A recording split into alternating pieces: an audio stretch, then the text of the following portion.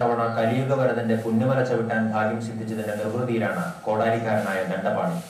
അയ്യപ്പസ്വാമിയോടുള്ള കറയറ്റ ഭക്തി ഉള്ളിൽ സുകൊണ്ട് നടക്കുന്ന ഈ 53കാരൻ കഴിഞ്ഞ 38 വർഷമായി പുണ്യപാപങ്ങളുടെ ഇരുമുടി കെട്ടുമേന്തി മുടങ്ങാതെ ശബരിമല കയറുന്നു. കൊടകര റിപ്പോർട്ട്.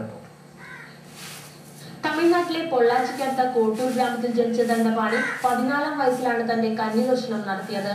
പിറ്റേ വർഷം കേരളത്തിലെ മൂന്നാറിൽ ജോലി തേടിയെത്തിയതു മുതൽ ഇതുവരെ കേരളത്തിൽ തന്നെയാണ് ദണ്ഡപാണിയുടെ ജീവിതം. കരിങ്കൽ പണിക്കാരനായിരുന്ന ഇയാൾ കുറ്റ്യാടി, ഇടമലയാർ, ചിമ്മിനി ഡാമുകളുടെ നിർമ്മാണ ഘട്ടത്തിൽ പണിയെടുത്തിട്ടുണ്ട്.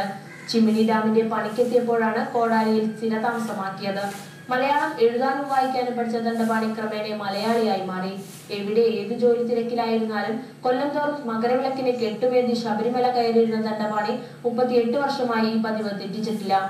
ക്ഷേത്രങ്ങളിലേക്ക് ആവശ്യമായ കൽവിളക്കും വിഗ്രഹങ്ങളും കൊത്തിയുണ്ടാക്കുന്നതിൽ സമർത്ഥനായ ദണ്ഡപാണി ജില്ലയിലെ വിവിധ ക്ഷേത്രങ്ങൾക്ക് വേണ്ടി കൽവിളക്കുകളും വിഗ്രഹങ്ങളും കൊത്തിയിട്ടുണ്ട്.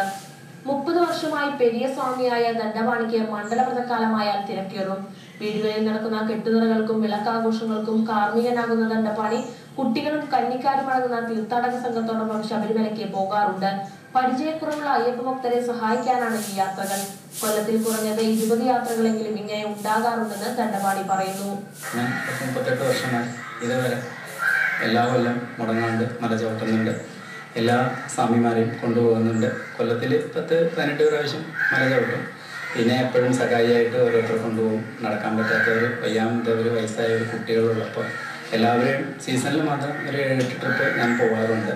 മണ്ഡലവ്രതക്കാലത്ത് പലതവണ മല ചവിട്ടാറുണ്ടെങ്കിലും ഇരുമുടി കെട്ടുവേണ്ടി 18ാം പടി ചവിട്ടുന്നത് വർഷത്തിൽ 1-2 തവണ മാത്രം. പവിത്രമായ പൊന്നും 18ാം പടി കൊല്ലത്തിൽ 2 തവണയിൽ കൂടുതൽ ചവിട്ടാൻ പാടില്ലെന്നാണ് ദണ്ഡപാണിയുടെ വിശ്വാസം.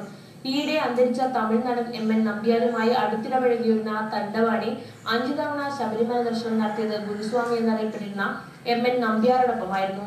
നമ്പ്യാരെ കുറിച്ച് ചോദിച്ചാൽ വാചാലനാവുന്ന ദണ്ഡപാണിക്ക് പെരിയ സ്വാമിയാകാൻ പ്രേരണയും പ്രോത്സാഹനവും നൽകിയത് MN നമ്പ്യാരായിരുന്നു.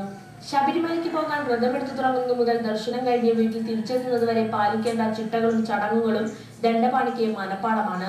പൂജാവിധികൾ പഠിച്ചിട്ടുള്ള ഇയാൾ ഗൃഹപ്രവേശം, വിവാഹം എന്നിവയ്ക്ക് കാർമ്മികത്വം വഹിക്കുന്നതോടൊപ്പം കെട്ടുനിറ, വിളക്ക്, ഗണപതി ഹോമം എന്നിവയുടെ നടത്തിപ്പിലും കാർമ്മികത്വം വഹിക്കുന്നു.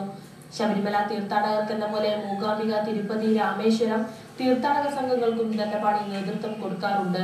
വിദ്യാസമ്പന്നനോ പൊതുപ്രവർത്തകനോ അല്ലെങ്കിലും നാട്ടിലെ സാധാരണക്കാരുടെ ആവശ്യങ്ങൾ തിരുവനന്തപുരം അടക്കമുള്ള സ്ഥലങ്ങളിലെ ഓഫീസുകൾ കയറിയിറങ്ങി സാധിച്ചു കൊടുക്കുന്നതിലും ദണ്ഡപാണി തന്റെ കഴിവ് പ്രകടിപ്പിക്കുന്നുണ്ട്. ആരോഗ്യ മേഖലയിലെ സന്നദ്ധ പ്രവർത്തകർ കൂടിയാണ് കോടാലിക്കാരനായി മാറിയിട്ടുള്ള ദണ്ഡപാണി. TCU വാർത്ത, കൊടകര.